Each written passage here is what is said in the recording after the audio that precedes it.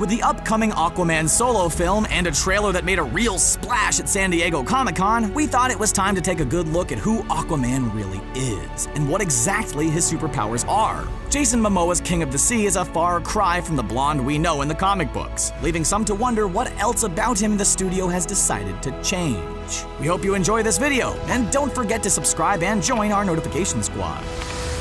Arthur Curry, also known as Protector of the Oceans, the Aquaman. Back to the basics. Let's start with the most obvious abilities for a man who lives most of the time underwater. Aquaman, or as he is known on land, Arthur Curry, is a half-Atlantean, half-human hybrid. Cast out of Atlantis as a boy and raised on land, he is due to make a somewhat reluctant return to the throne, and take his rightful place as king. Because of his background, Curry has the ability to breathe underwater, which definitely comes in handy as someone who spends most of his time down there. While breathing is obviously important, he must also be able to see clearly, which his sharpened senses and night vision easily help with. He is a powerful swimmer with superhuman strength and agility. These aspects make him particularly versatile, as his strength and ability to jump, run, fight, and generally cause a good amount of damage function both on land and underwater. These powers will definitely be a part of his character in the movie, but what about everything else? You say a word about this, you'll meet every piranha I know.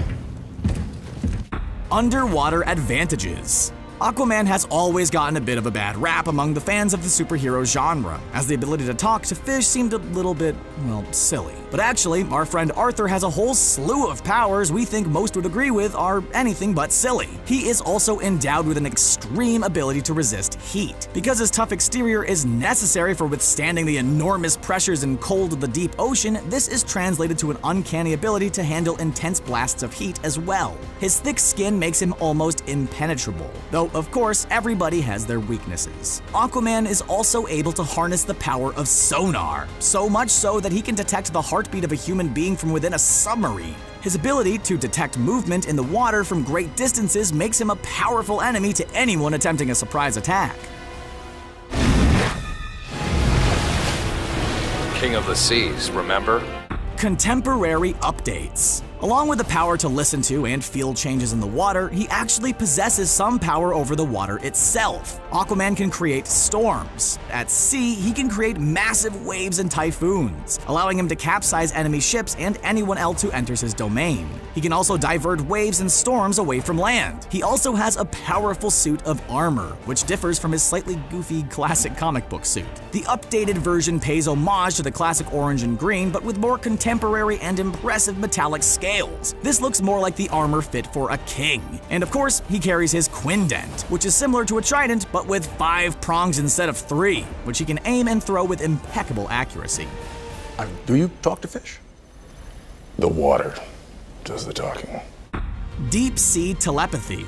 We of course couldn't talk about Aquaman's powers without addressing his ability to communicate with sea life. He can not only talk to and understand all kinds of marine life, but he can command them to help him when the need be. Essentially, he has an army of any and all terrifying underwater creatures at his disposal. In the comics, there is a unifying force among all sea creatures called the Clear, and it's his ability to tap into this force that gives him these powers of telepathy. But he isn't tyrannical over them.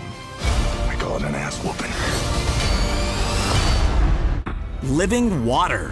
There are a few more choice superpowers from the comic books we really hope make it into the movie in one way or another, and they really do secure his place as one of the most powerful heroes out there. After his hand was dismembered by piranhas and his brief stint with a harpoon replacement, he was given a magical hand called the Water Bearer Hand by the Lady of the Lake. The hand allowed him to heal the wounds of others. Another aspect of his magical hand was revealed to be the power to open portals to other dimensions. Lastly, in a storyline that involved his consciousness being trapped in a body of water, the rest of the Justice League were actually able to channel his being into the water itself, meaning that he became a living body of water, that his mind became part of all the water in the oceans. Permission to come aboard? Well, there you have them, all of Aquaman's powers that we know of. Which ones do you think will make an appearance in the movie? Which ones do you think will be left out? Let us know down below and make sure to subscribe to keep up to date with the latest from ScreenRant.